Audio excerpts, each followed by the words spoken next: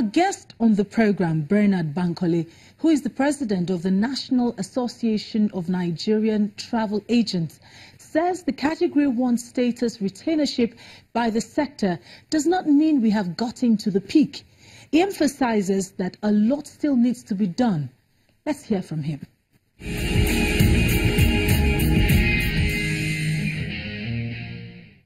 What is there to celebrate?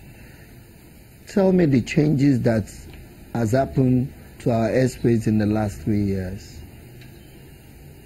So if FAA has given us a certification of Category 1, is that what we should be celebrating?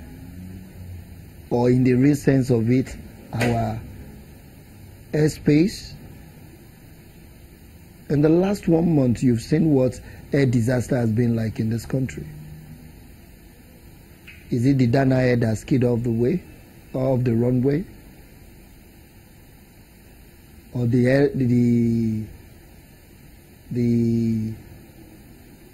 airline in Lagos that the door came off? I mean, there's so many things we can talk about. I think it's high time we get serious in this country and look at real issues and stop talking about certification. Certification is one thing. It's just a normal procedure, compliances. US opened their airspace for Nigerians to fly in as a result of US carriers flying into Nigeria. So don't let us mix it up with the fact that that will give us a room to fly to the US. We have Delta Airline that is flying to Nigeria here. So if Delta Airline can fly to Nigeria, then why can't Nigerian air carriers fly to the US? So it's just as simple as that. I'm still waiting for to see that happen, because it means that we must have an airline that complies with the FAA directives to the fullest before they can fly into American airspace.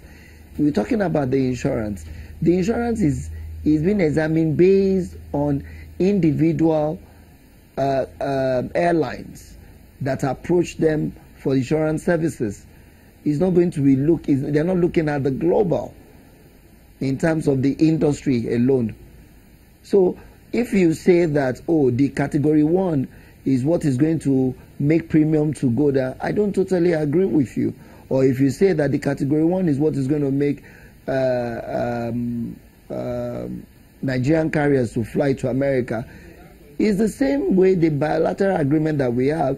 American carriers can fly to Nigeria, means that Nigerian carriers can fly there as well. I think in this whole thing, I think it's just all about noise.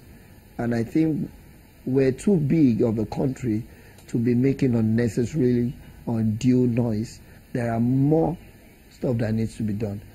We need to work on our infrastructure. We need to work on how aircrafts operate within one city in Nigeria and the other. Have you been to the airport? I mean, these are eyesores. I don't think we should keep quiet and be talking about Category 1. When you look at the number of aircrafts that operate in Nigeria airspace, we're less than 10% of the aircraft that operates within American airspace. And if American can operate those airlines or aircrafts moving every day with little or no incidents at all, and with their terrible weather, then what are we talking about? They record 0.009%. I mean, it's like it doesn't exist. It's like air mishap hardly happens there. But here we are, operating about 10% of what they operate over there, and we're having more numbers.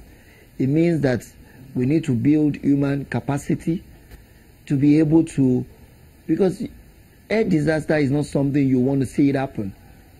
Nigeria is no longer a small country.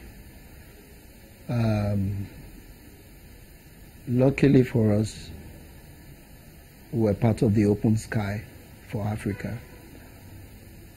I think we quickly need to key into the opportunities we have created for ourselves and quickly become the giant or the mover of the aviation industry in Africa.